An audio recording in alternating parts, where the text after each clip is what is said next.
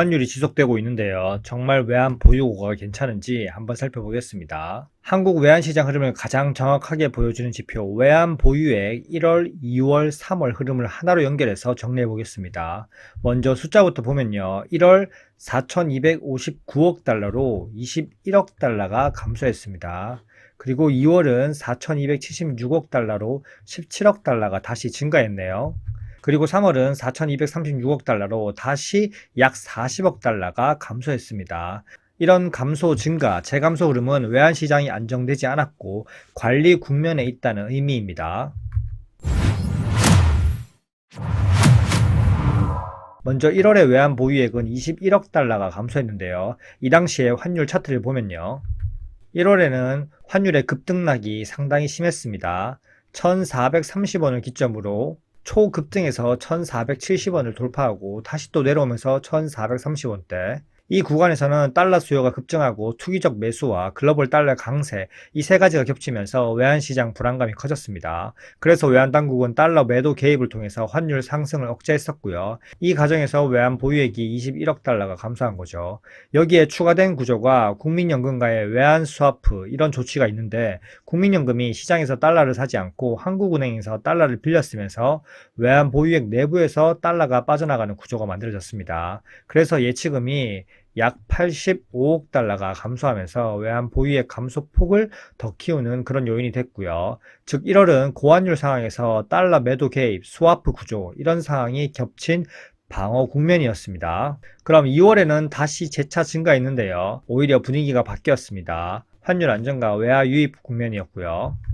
2월 당시에 차트를 보시면 상승세가 다시 살짝 꺾이면서 1,400원 초반대로 내려오는 안정적인 흐름이 지속됐었고요. 이 말은 1월에 개입하던 외환당국이 2월에는 달러를 계속 팔 필요가 없었다는 얘기입니다.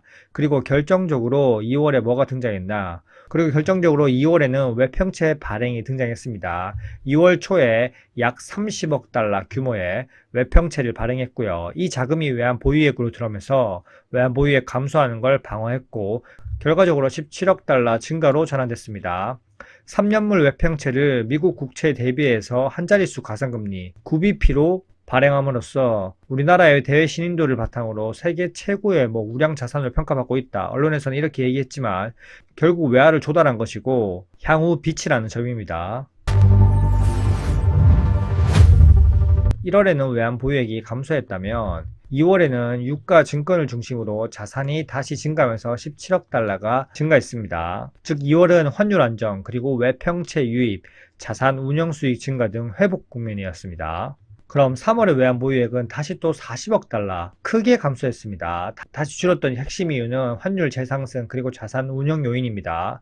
3월 들어서 글로벌 달러 강세가 재차 나타나기 시작하면서요. 왜냐고요? 트럼프 전쟁 이슈 때문이죠. 3월에 원달러 환율은 초급등을 하면서 1,500원까지 돌파했었습니다. 결국 외환당국이 개입했을 가능성이 상당히 높고 이로 인해서 외환 보유액이 약 40억 달러가 감소한 거죠. 두 번째는 운영 요인인데요. 외환 보유액은 단순하게 현금이 아니라 미국 국채, 채권 등 금융 자산으로 운영되기 때문에 가격 변동에 따라서 평가액이 줄어들었을 수 있습니다. 특히 금리가 상승하면서 채권 가격이 하락하고 이 구조가 나타나면 외환 보유액도 자연스럽게 감소하게 됩니다. 정리하면 3월은 환율 요인 그리고 자산 가격 요인 모두 동시에 작용한 자연 감소 국면이었습니다. 결국 현재까지도 원달러 환율이 상당히 높고 일봉 차트에서 보면 박스권을 돌파하면서 다시 또 지지하는 이런 모습을 보이고 있는데요.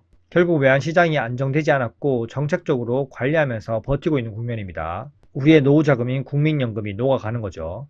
결국 환율은 상당히 높은 레벨에 있고 외국인들의 환 놀이터에 계속 머무를 수밖에 없습니다. 지금 환율 수준이 IMF 국면이지만 그때와 외환 보유액 수준이 달라서 엄청나게 국가가 무너진다 이런 위기 국면은 아니지만 완전하게 안정형도 아닌 관리형 불안전 구간입니다. 관리하지 않으면 한순간에 무너질 수 있는 거죠. 그렇기 때문에 외평채 발행도 하고 국채 발행도 하고 계속적으로 빛을 돌려막기 하고 있는 겁니다. 그러면 4월에도 당연히 외환 보유액이 감소했겠죠. 고환율을 지속하는 한 외환 보유액이 안전하지 않는 거죠. 이상입니다. 안녕.